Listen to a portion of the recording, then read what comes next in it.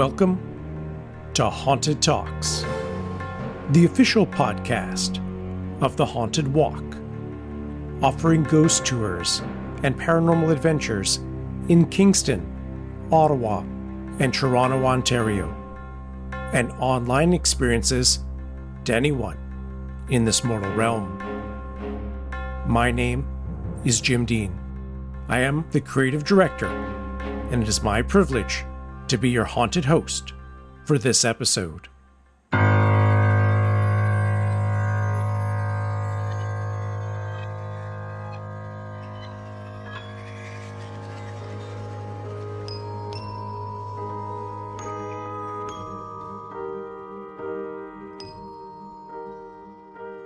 If you haven't listened to episode 204, Mysteries of the Keyhole House yet, I'd recommend starting there. In that episode, I sat down with illusionists Ted and Marion Outerbridge inside their remarkable home in Smiths Falls, Ontario, known as the Keyhole House. Since moving in, they've encountered many strange and unexplained phenomena.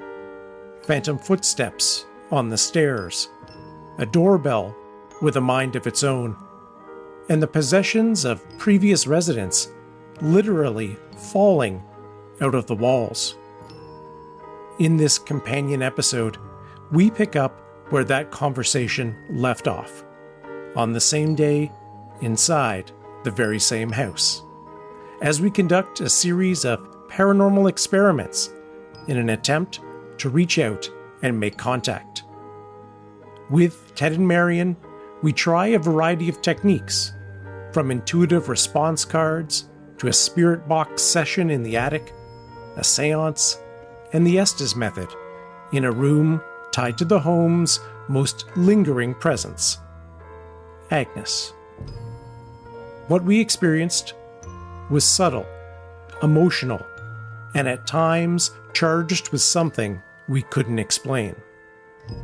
Join us as we follow our curiosity into the shadows of the Keyhole House and see what, if anything, might reach back.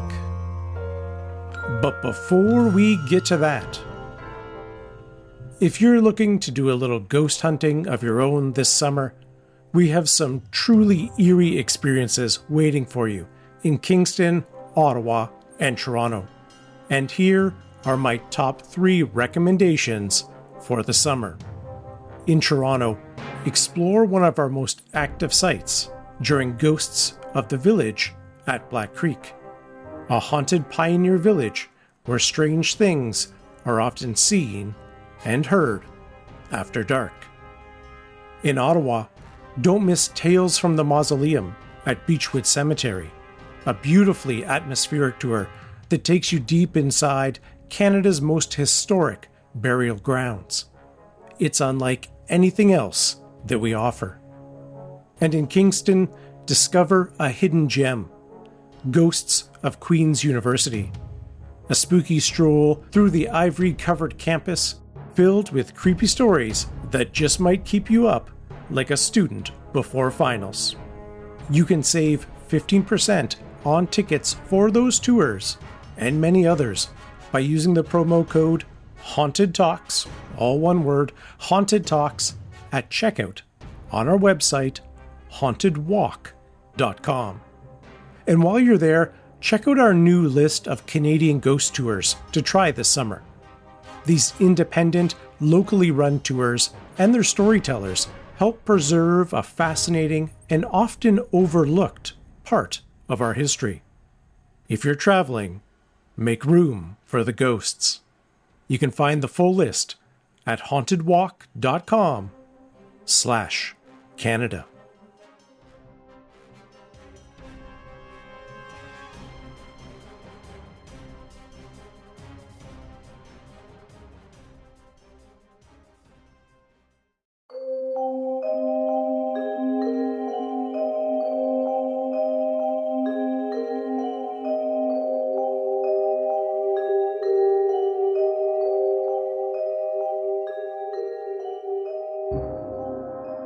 Before we share what happened during our investigation, there's something I would like us to revisit from our earlier conversation with Ted and Marion. During that interview, we experienced 2 EMF spikes, unexplained and unattributed, each one occurring during a particularly meaningful moment. One happened when I was asking Ted about the historical artifacts that might be connected to the home's former residents, and the other came shortly after he mentioned that Agnes, one of the residents, has no known living relatives. We weren't using any theatrical effects or ghost hunting gimmicks, just a simple EMF reader positioned in the middle of the dining room table as we talked. Here's what those moments sounded like as they occurred. What I find striking is the amount of personal items from the different inhabitants that are still contained that you have found within the property.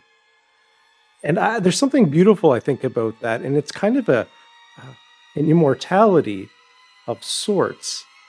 Just from a historian standpoint, what was it like, and the EMF spiking when we're talking about finding the artifacts?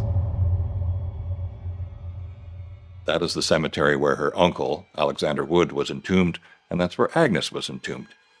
And the money disappeared. The money vanished. The Molson Bank became the Bank of Montreal. We don't know where the money went. We can't do much research because there are no known living relatives. Interesting. So the EMF reader just spiked, as Ted said, no known living relatives. We got a clear hit. As the conversation wrapped up, we shifted gears and began our first paranormal experiment.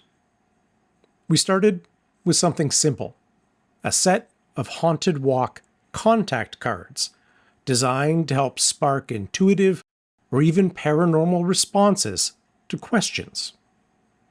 I'll explain more as we go. Here's how it began. If you're up for it, I'd like to try another experiment.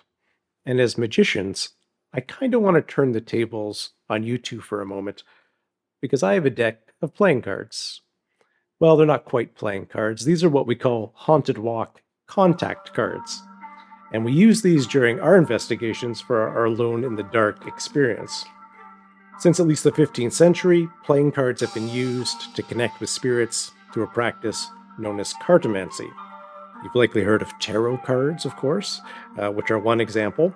But even regular playing cards can be used depending on the suit, the number, to infer things or data about the future or insight on current events. So with our Haunted Walk playing cards, there's a few different elements to them, but what I would like to focus on are what we call the response cards. And these cards have either yes, no, or an emotion attached to them. So in a moment, I'm going to ask you to pick a card. We can each ask a question, and then we will draw a card and see what replies and see if it has any relevance. It's kind of a simplistic version of a Ouija board, maybe a magic 8-ball, something along those lines. But the idea being that maybe our hand will be guided as we select the card, and we'll see what we can gather from it. So I'm just going to give these a quick shuffle. I don't know how to do any fancy shuffles, so no need to watch me too carefully. But I'm just going to spread them here where we can kind of access them. Maybe I'll just mix them around too, just so we know I haven't set anything up for this.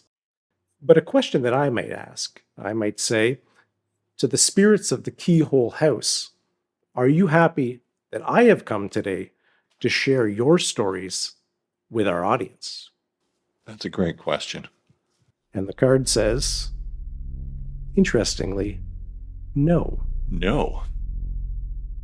Now, this is one of the fascinating things about these cards, is there's many different ways of looking at this. Perhaps the no means they're actually not happy and would like me to leave. We'll see about that. Or that they're more than curious. They could be ecstatic. This could be fundamental. It could mean something else. But it's interesting that no comes up as kind of our first response. A question perhaps you could ask Ted, is to ask Agnes if you have been the one leaving the marbles. Agnes, I have found 8 old marbles at the Keyhole House. Are you the person who has been leaving them for me? No response. No response. Okay. Interesting. So we're seeing a little bit of a pattern here, I think, already.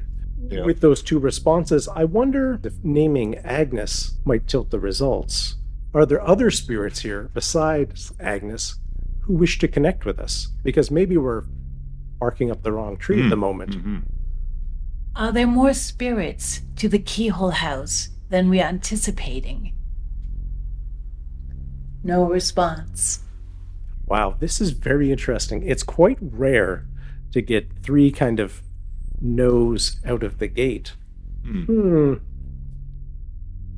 Is there anyone here who would like to connect with us? It's possible we don't know who you are or how to address you.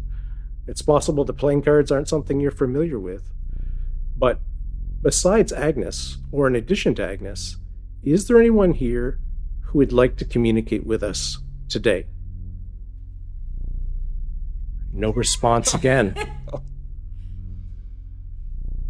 That's weird.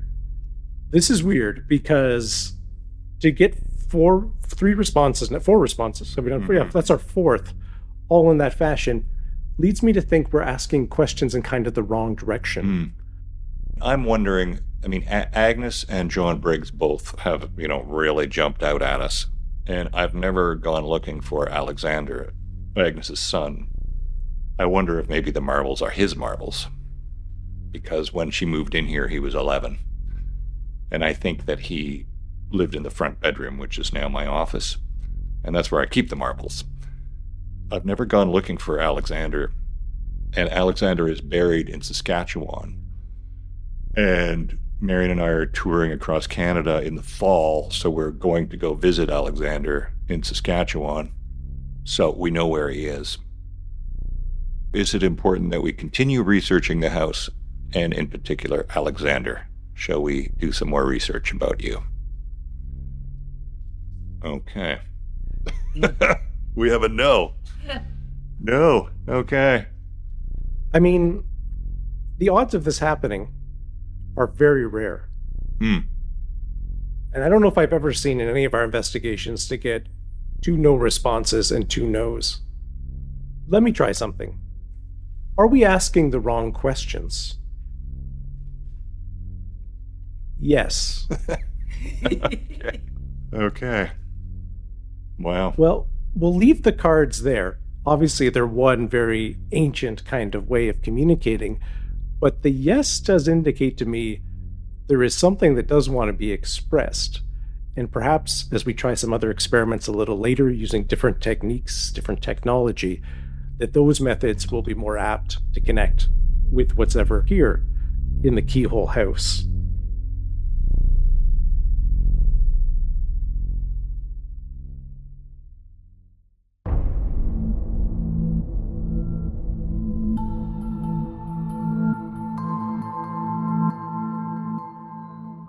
I couldn't help wondering, how unlikely was it that we drew 4 no cards in a row? When I got home, I ran the numbers, and the odds of that happening are just 1 in 109, a probability of only 0.92%. Another coincidence inside the Keyhole House, perhaps? Or maybe something or someone was trying to make a point.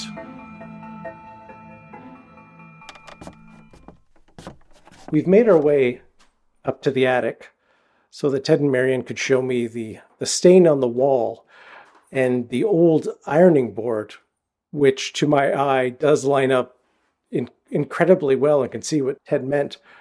And we'll share some of these photos on the landing page for the episode. But I will say the atmosphere to me anyway up here feels a little bit different. Going to an attic is always a bit of has a different vibe. And it's a very hot day today, but I do feel kind of like I do feel some energy or a bit of a chill. So we're going to try Spirit Box and see if there are any responses. Is there anyone up here in the attic with us today?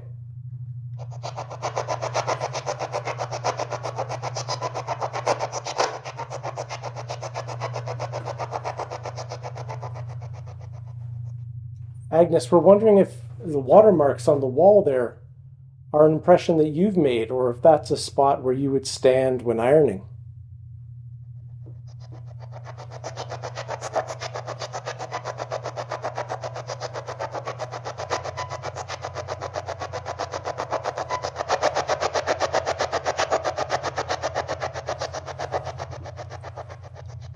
Could it be Mrs. Graziano?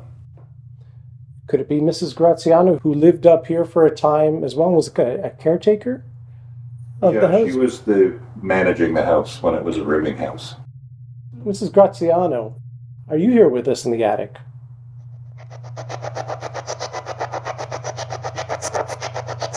Or anybody else that used to live here? I heard initially there, perhaps it's not me.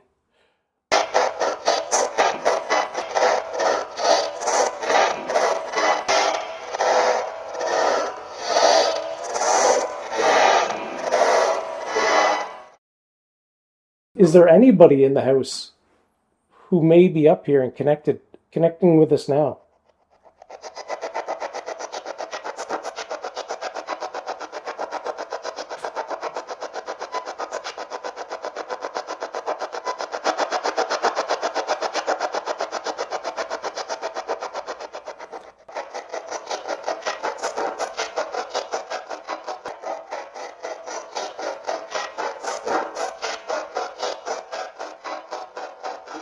I'm hearing a lot of whispers. Let's go even low tech and do something more like a mini seance, shall we?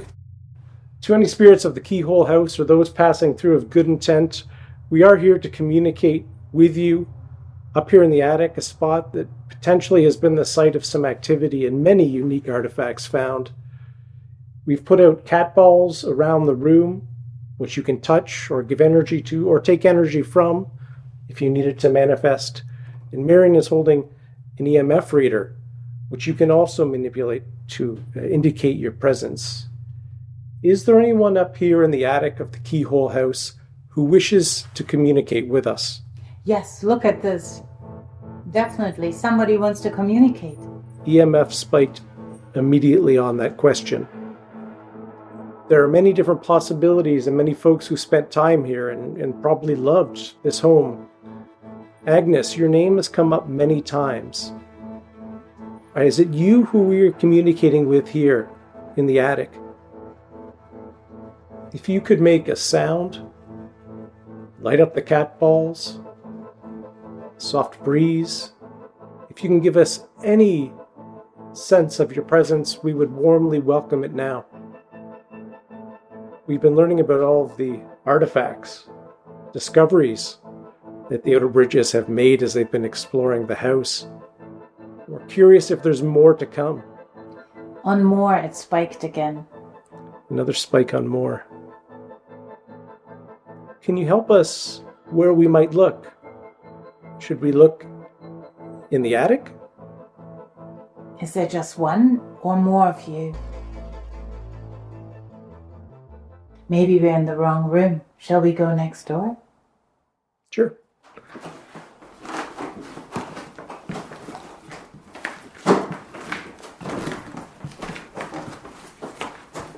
So we've moved to another room in the attic where Ted noticed some strange floorboards, and we're curious what might have caused the marks on those boards.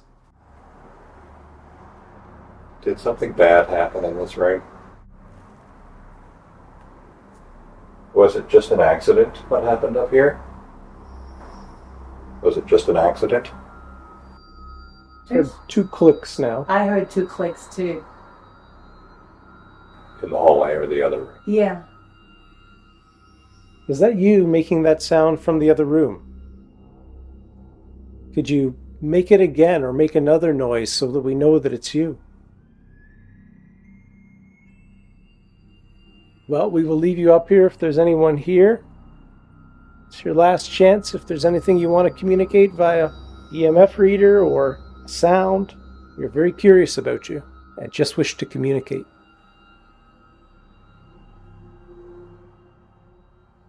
Okay, well, thank you. Anyone here? We might carry on somewhere else.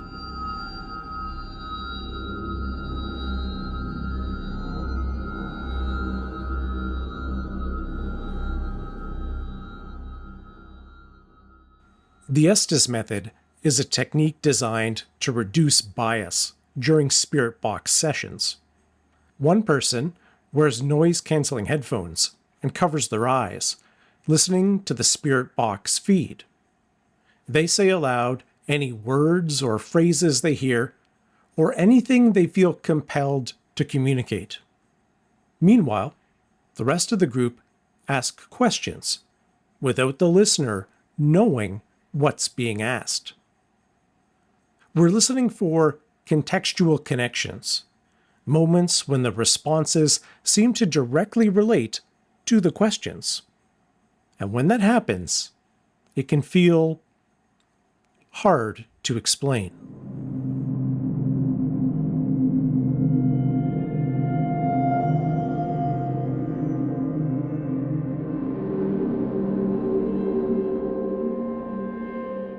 We've made our way up to Agnes's bedroom, and Ted has brought us to the chair where he believes that Agnes may have passed away in, or this area is the corner that Ted feels particularly drawn to.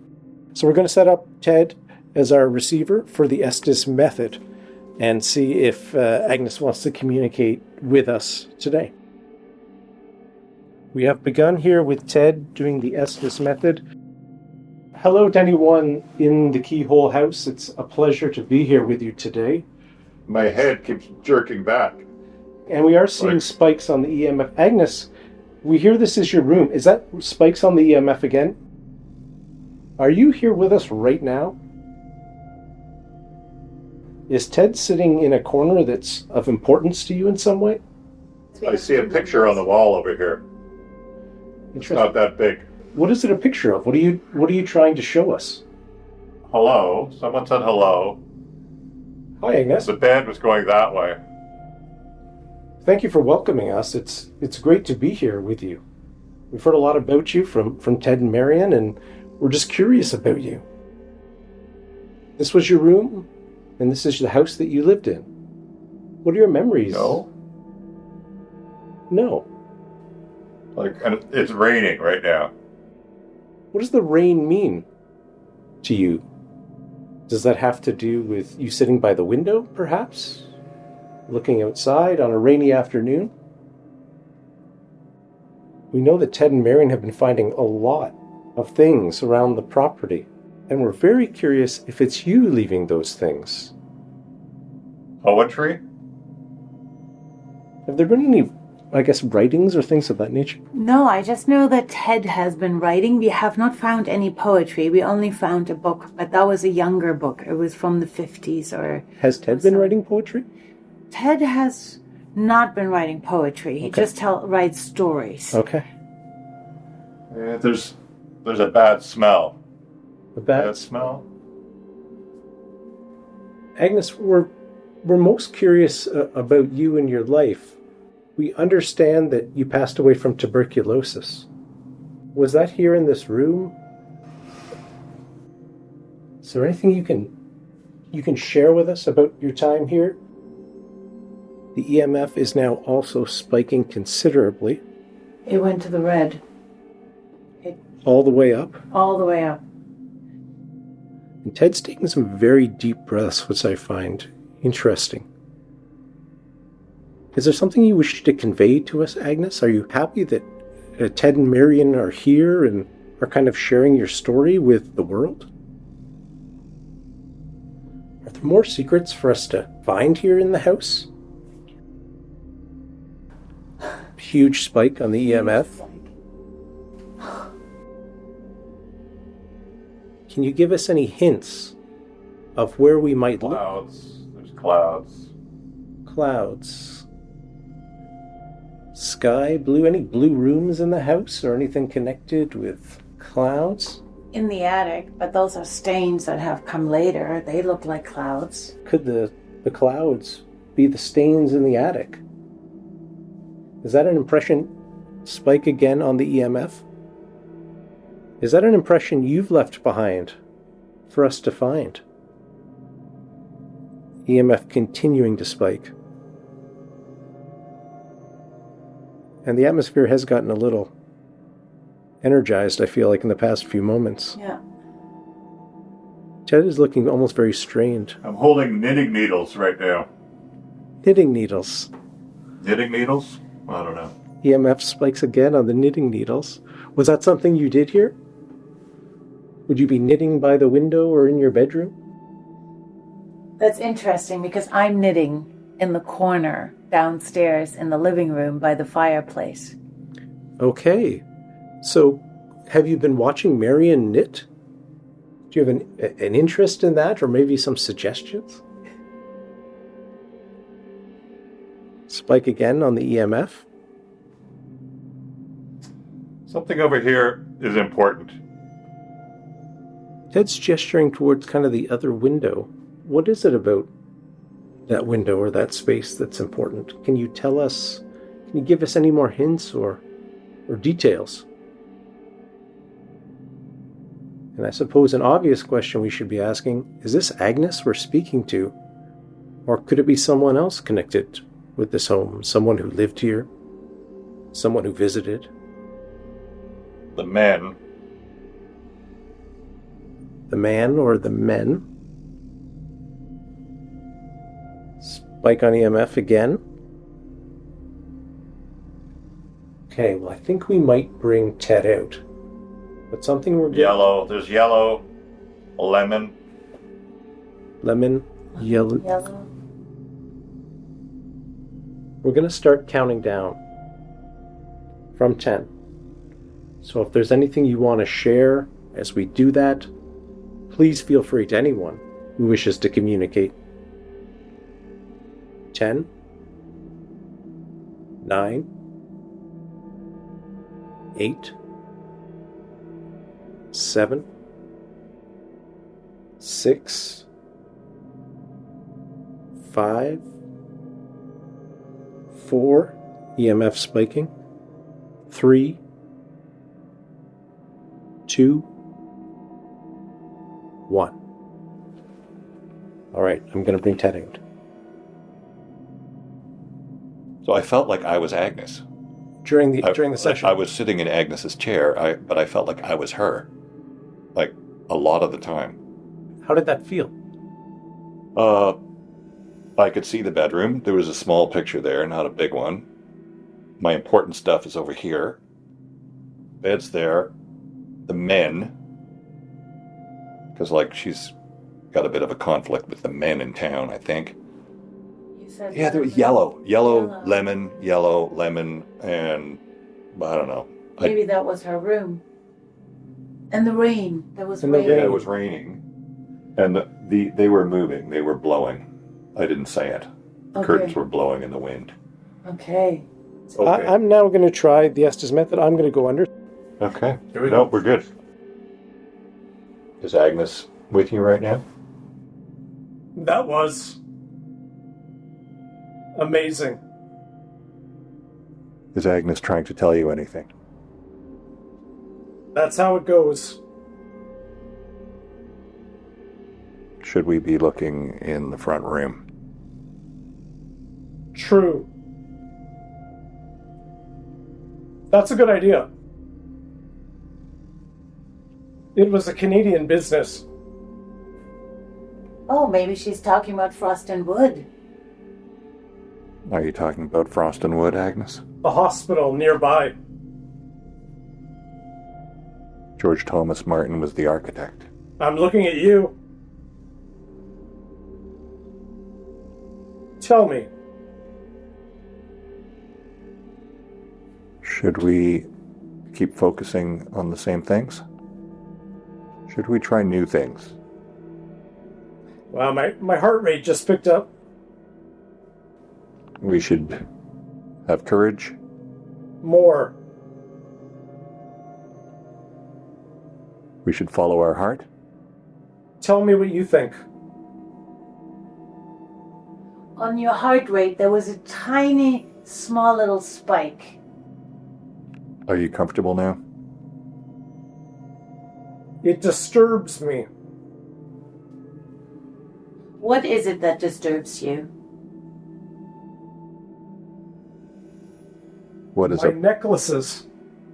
What happened to your necklaces? Are they anywhere nearby? Are they in this room? Where are Going you? to school. Barbara Briggs used to go to school. Right nearby. Aberdeen School. Phoebe Wood. You'll have to look. Where should we be looking? What is it? Should we look in the basement? It's out of my control. Should we look under the stairs? Should we look in the hallway in front of the closet? You. New. Could be. Company. Isaac. Isaac. Isaac. Jeez, Who's I don't know. Isaac? That was very loud. Well, We had a tiny little part when you talked about your heart. Oh, interesting. There was a tiny little, but it was still in the green, but the second one was flickering. I forget. There were like two things that were shocking, right? Several things were like very surprising. Okay. Like that you said, right? You know, I asked the question and you like Yeah. gave me an incredible answer.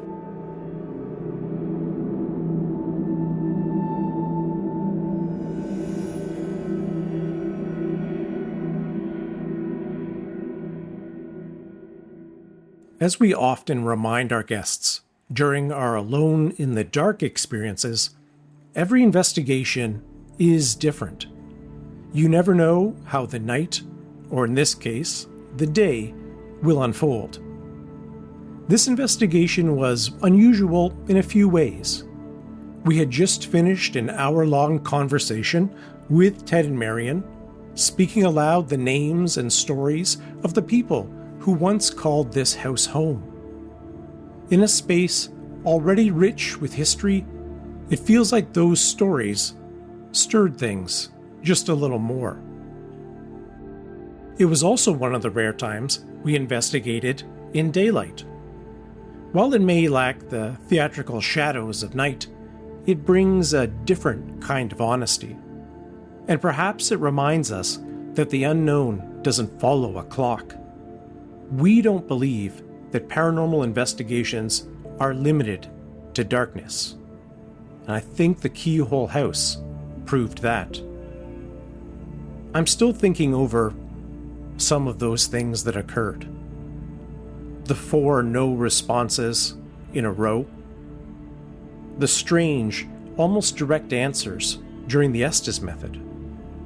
And those unexplained EMF spikes, especially when we spoke about the artifacts of Agnes and her missing family, and just at various spots throughout the house.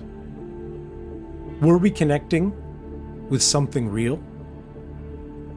Or perhaps was it less about what was present and more about how carefully we were listening?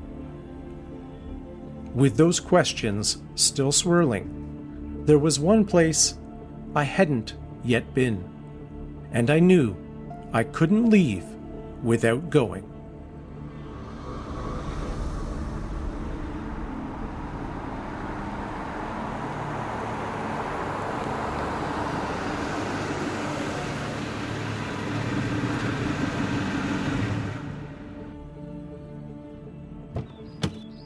On my way out of Smiths Falls, I've stopped at the small cemetery where Agnes lies. Her new marker, looking fabulous in the late afternoon sun. And while we think it may be Agnes, leaving the marbles for Ted and Marion to find around their home, here I will leave a small stone, letting Agnes know we are interested in her story and have not forgotten her.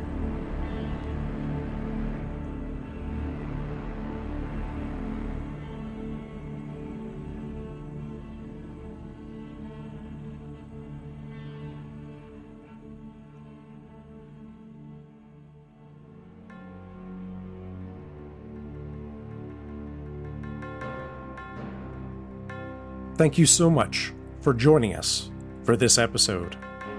And a special thanks to Ted and Marion Outerbridge for their hospitality and openness in sharing this experience with us. For information on their stage show, visit outerbridgemagic.com. And you can save 15% off your tickets to their show, Mysteries of the Keyhole House, playing throughout this summer in Merrickville, Ontario, with the promo code Haunted Walk. For information and to get tickets for the Ghosts of the Village at Black Creek, Tales from the Mausoleum at Beechwood Cemetery, Ghosts of Queen's University, or any of the many different paranormal adventures we have running this summer, visit hauntedwalk.com. And be sure to use the promo code Haunted Talks, all one word, at checkout to get 15% off your tickets. As always, a special thanks to our Haunted Talks team, including Michelle Dennis, our outstanding audio editor. Until we meet again, choose curiosity over fear, and sweet dreams.